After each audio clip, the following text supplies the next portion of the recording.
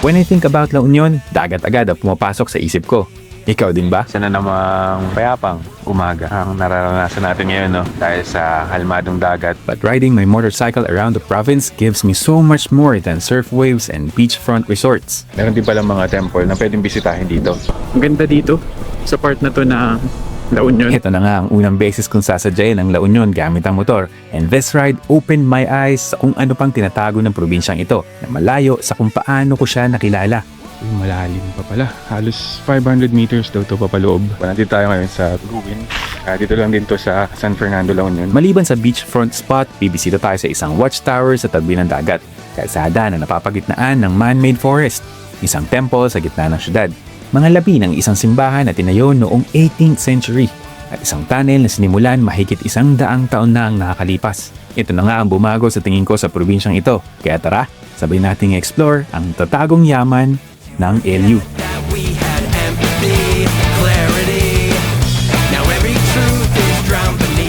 And we are back for another video or for another ride.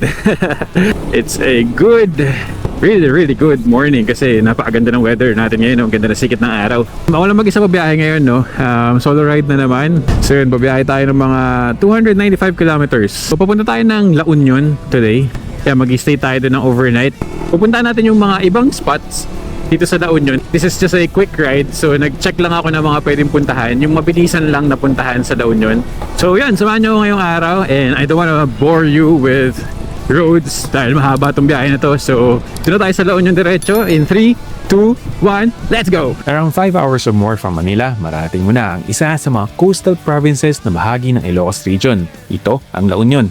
Officially established noong March 2, 1850, it became the 34th province ng bansa, galing sa pinagsama-samang bayan mula sa Ilocos Sur, Pangasinan, at some in Cordillera. Dito na din nakuha ang pangalan nitong La Union or The Union sa salitang Ingles. Santo Tomas, La Union. Agoo, Bawang, San Juan, La Union. Nagkaam to Bacnota, nasa Balawan. Dito tayo sa Luna. Sa modernong panahon, mas nakilala ang La Union dahil sa surfing, resorts, at mga coastal food spots na naging dahilan na din sa paglago ng turismo ng probinsya. Ngayon lang talaga ako magmumotor dito sa somehow looban ng La Union, no? Simula na nagkamotor ako, hindi pa ako nakakapaglibot talaga dito sa La Union. Ito pa lang yung first time. Mula rito, meron na lang less than 2 hours papunta dun sa pupuntahan natin ngayong araw.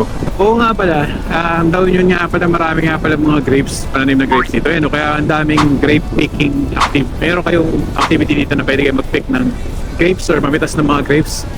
Ayun, nag-offer sila, tapos pwede nyo iuwi yun, alam ko. And kasi naka-safe dito. Kahit naka-tricycle, naka-helmet pa rin. Yan o. Yun o, dagat na itong sa kaliwa. Ayun o. Tinugtong na itong river na to. Nadaanan natin. So, dagat na. Isa sa tinuturing na national treasure na nagpapaalala sa kung gaano kayaman ang kasaysayan ng LU ay matatagpuan sa bayan ng Luna. Malapit na tayo. Nandito lang banda sa unahan yung watchtower na pupuntahan natin. Ayun, banda sa unahan. Kita na dito. Maliit lang. Maliit ka sa camera pero medyo kita na siya dito. So yun, nandito tayo sa bayan ng Luna. And ito yung watchtower. Yan. So pupuntahan natin siya, medyo maraming tao. So sasaglitan lang natin, video na natin. Tingnan natin kung ano yung mga makikita doon.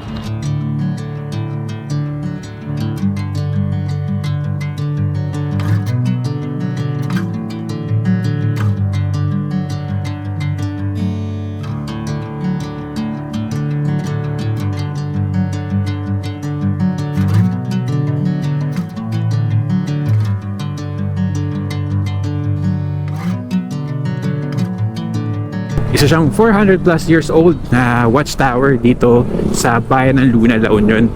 Nagsilbi siyang watchtower sa mga parating na pirata dito sa coastline dahil nga tapat siya ng dagat. Nagamit siyang communication post ng mga sundalo ng panahon ng ikalawang digmaang pangdaigdig. And right now, tinuturing na siyang national treasure kaya medyo pinoprotektahan na rin siya. And yung watchtower, yari siya sa cement and bricks. Nung pagkakita ko kanina, bricks and cement siya. Tapos yung gate niya merong mga parang mga padlocks. So yung mga bata doon, magagaling sila mag-picture Kung pupunta kayo dito, wala naman siyang bayad.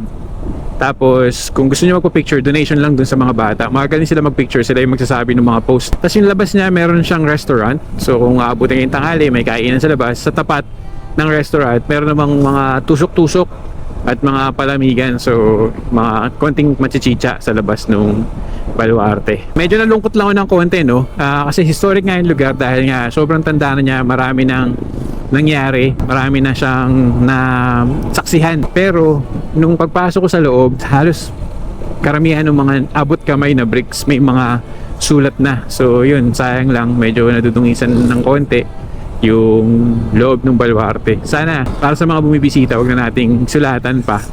Though siguro kayang linisin, pero alam mo yun, mas maganda kasing wag mo nang gawin para wala nang lilinisin, di ba? Anyway, I'm heading sa man-made forest bago bumaba ng Baknotan. So yun yung pupuntahan natin ngayon.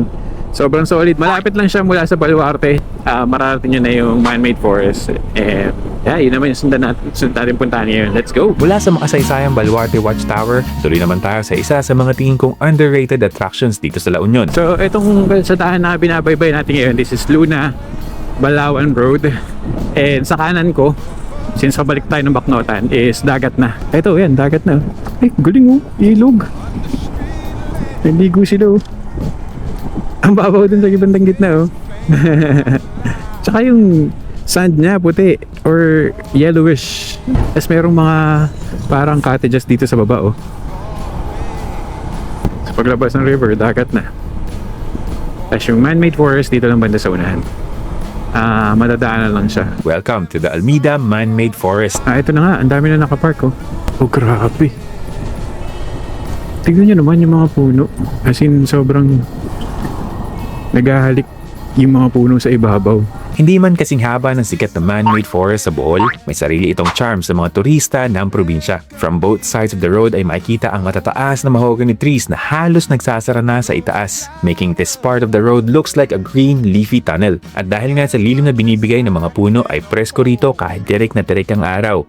Dahilan na din para maging puntaan ito ng mga bumibisita dito sa LU. Kung sa Bohol merong man-made forest, dito sa La Union meron din. Grabe, ang ganda.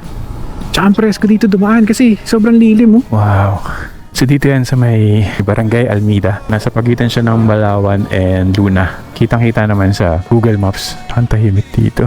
Grabe, ang ganda. Ang Almeida Man-Made Forest ay isang patunay na hindi lang surfing at beaches ang may pagmamalaki ng La Union. Spots like this in this province gives a different kind of vibe to tourists. Panandaliang tahimik na pahinga sa gitna ng biyahe habang pinapakita rin ang kahalagahan ng pangangalaga sa kalikasan. Let's go down sa Baknotan, which is 12 kilometers away na lang pala. Yan, no?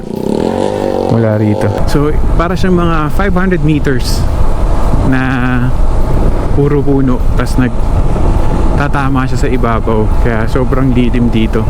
Sa kanan natin is dagat na. Puro resort na tong nasa kanan. So, 12 kilometers away from here. Nandun na tayo sa pag-i-stay natin sa Baknotan. Makikita na natin kung ano yung itsura ng dagat dun. After 30 minutes ride na may kasamang wine meal set ng pare sa tabi ng pasada, narating ko na yung Airbnb kung saan tayo mag-i-stay ngayong araw. Dahil na din sa haba ng biyahe, ang bilis ko lang nakatulog. Then, I woke up to one of the reasons why people visit this province, ang sunset. Habang unti-unting lumulubog ang araw sa West Philippine Sea, parang bumabagal ang oras. Yung mga ingay ng syudad na napalitan ng mga tunog ng alon, lamig ng pakiramdam na hindi dahil sa office aircon kundi sa natural na simoy ng hangin sa dalampasigan, at ang kulay ng kalangitan, sapat na para iparamdam kung bakit maraming bumabalik dito.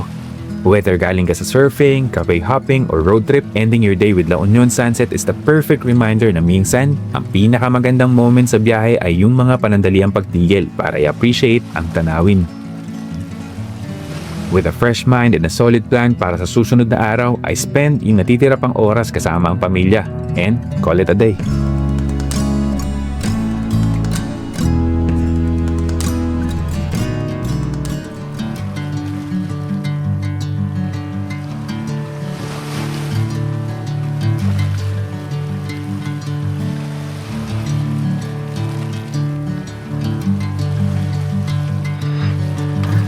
Isang kalmadong umaga mula dito sa bayan ng Baknotan sa probinsya ng La Union. Wala tayo masyado nakikitang bisita or mga turista dito sa dalampasigan ng Baknotan.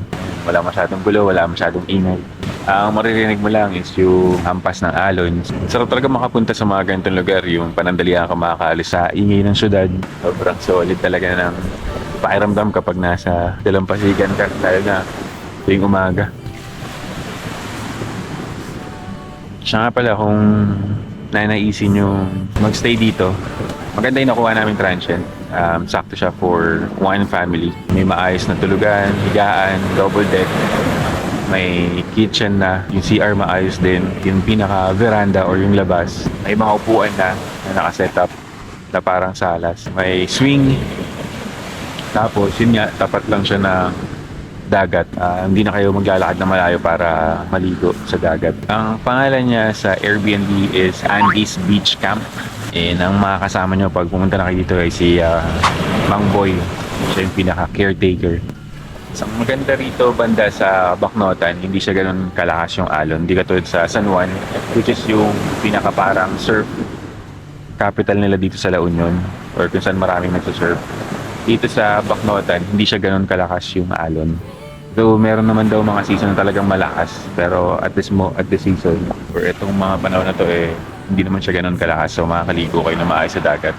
Yung buhangin niya, grayish or dark gray yung kulay na pino. Parang halos konti yung mga resort dito. Parang isa pa nga lang yata yung nakikita akong resort. Most ng mga nandito is parang pinapa-Airbnb. Kaya siguro talagang konti yung tao na pumupunta.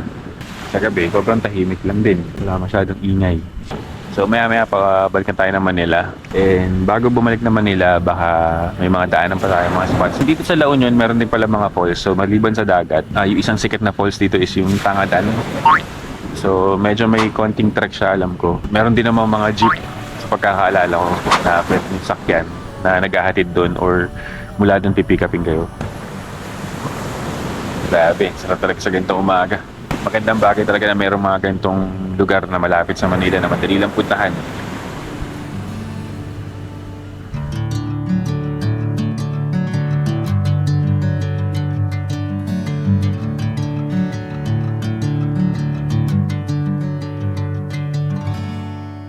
So yun, baba na tayo ng Manila, no? Nakapag-prep na. Nag-almusal lang kami kanina. Sama-sama, and yun, nag-prep na rin agad. Pero may mga dadaanan pa tayo, may nakita pa akong ibang mga pwedeng puntahan dito sa La Union. So kahapon napuntahan natin yung Baluarte Watchtower sa may Luna. And sa Luna pala, meron pang mga museum doon na kanina ko lang nakita habang nag-search ako. Sayang hindi natin nakita kagad kahapon. May mga museum doon. Galing tayo sa Baluarte, dumaan naman tayo ng man-made forest kahapon bago tayo dumiretso dito sa Andy's Beach Camp dito sa Baknotan.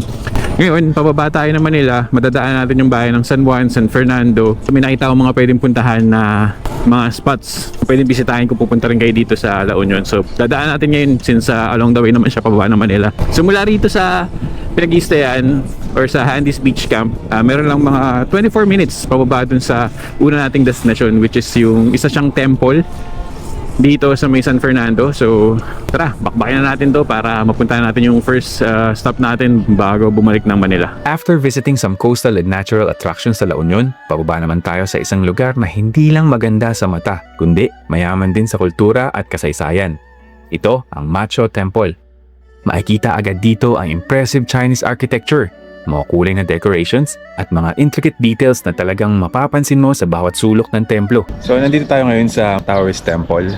Dito to sa may San Fernando, La Union. And may mga turista rin bumibisita pala dito. So maliban sa mga magandang dagat at surfing spot dito sa La Union, meron din pala mga temple na pwedeng bisitahin dito.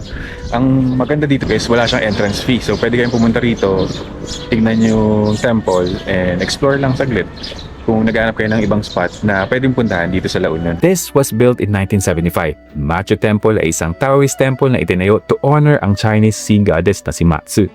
Iniisip ko nga na since the temple is to honor the sea goddess, nakaharap ito sa dagat. At dahil nasa elevated area ito, bonus na ang overlooking view ng San Fernando Bay. Sa ngayon, open ang temple sa publiko, kaya kung gusto mong makita ang ibang side ng La Union, Machu Temple is worth adding sa itinerary mo sa pagbisita sa probinsya. So yun, paalis na tayo, no? Dito siya sa may San Fernando, La Union. And binibisita pala talaga siya ng mga turista din. Actually, first time ko lang makarating dito. Since first time ko lang din naman maglibot-libot dito sa La Union. Sobrang solid, ang solim nung lugar. Nakikita mo yung a bit of culture ng mga Chinoy, mga kaibigan nating Chinese, no? Kaya grabe, nakaka-amaze yung infrastructure. Tapos meron siyang mga statues sa gilid. Ang galing-galing nung pagkakagawa, ang galing ng itsura, ang ganda ng itsura. May mga tao sa loob ng temple din kanina. Kaya hindi ko na rin masyadong vinidyoan kasi para pag-alam na rin baka kasi nagpe-pray sila at that time. So binigyan ko lang ng konting glimpse lang ng video mula sa labas, pero hindi na yung para pasukin ko sa loob tapos mag video ko dun, baka ma-istorbo natin sila. So yun, dun tayo sa susunod na pupunta natin. Isa naman tong ruins. Dito lang din to sa may San Fernando. Tara, puntahan natin yan. May isa pang kwento ang bayan ng San Fernando na hindi makikita sa mga modernong attractions nito. This time, pupunta tayo sa isang lugar kung saan mismong mga lumang bato ang nagsasalaysay ng kasaysayan.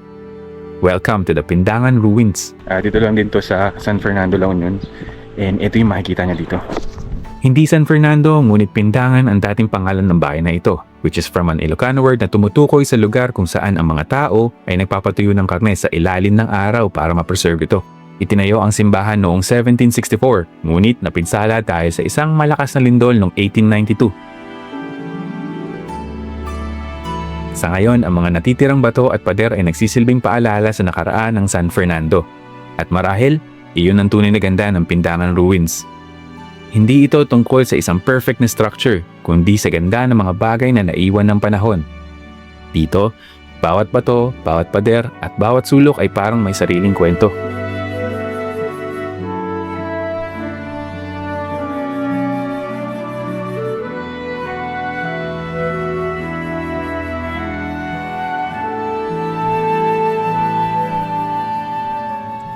Mula sa mga pader na bato na saksi sa mga kwento ng lumang San Fernando, tumako naman tayo sa bayan na may isang proyektong hindi kailanman natapos. Ito ang PNR Centennial Tunnel sa bayan ng Aringay. So yun mga tropa, nandito tayo ngayon sa PNR Centennial Tunnel dito sa Aringay. And ito siya. More than 100 years ago nagsimula ng paggawa ng tunnel bilang bahagi ng isang magandang plano. Isang railway line which would connect Aringay to Baguio. Yun, malalim pa pala. Halos 500 meters daw ito papaloob. So sa taas niya, merong nakalagay na MCMXIII. Yan siguro yung year kung kailan siya nabuo. Dahil sa World War I ay napilitan itong abandonahin dahilan ng hindi pagkakatuloy ng buong project. Ang sabi is that ito medyo half circle na siya. Pero malalim pa raw yan. Natambakan na lang daw talaga yan. Pero mataas daw yan. Mataas daw itong ceiling talaga niyan. So, natabunan na lang siya ng mga lupa. So, yun yung bundok sa taas. Noong World War II naman ay nagsilbing kuta ito ng mga Hapon. At dahil dito, nagkaroon ng paniniwala ang iilan na dito rin naitago ang tinaguriang Yamashita Treasure. Yun nga, merong mga butas sa gilid na ang sabi is binutas daw yan ng mga treasure hunter. Dahil pinaniniwalaan nilang merong Yamashita Treasure dito or mga gold dito, kaya binutas nila yung may mga butas-butas dun sa gilid. So yan na siya ngayon. Anyway, yan yung last spot na pupuntahan natin dito sa La Union na pwede nyong bisitahin kung sakaling matripan nyo. Pero yeah, sobrang astig na ito. Grabe. Pag sinasabing La Union, ang pupasok agad sa isip ko is dagat, pero meron pala mga ganitong spot na pwedeng bisitahin din dito sa La Union. So yun mga tropa, no, pababa na tayo ng Manila. So ito yung huling spot na dinaan natin dito sa La Union. Alam ko marami pang pwedeng puntahan dito sa La Union maliban sa maganda nilang dagat at nagaganda ang mga waterfalls. Sobrang solid ng mga nangyari sa ride natin na ito, no. Yun nga, namulat ang mata ko sa ibang ganda ng La Union. So hindi ko naisip na meron din pala mga historic places na pwede mong bisitahin dito sa La Union. Talagang nag-iba yung tingin ko sa La Union. Maraming salamat sa panonood sa video na ito. At kung hindi ka pa nakasubscribe, kindly subscribe to the channel. Kung mahilig ka sa mga ganitong adventures, travel adventures, experiences sa mga places na mga napupuntahan natin, subscribe ka lang dyan sa channel. Again, maraming salamat. Ingat sa mga nasa biyahe. Ride safe sa lahat ng nagbumotor. And I'll see you guys in the next video. Maraming salamat. Ciao!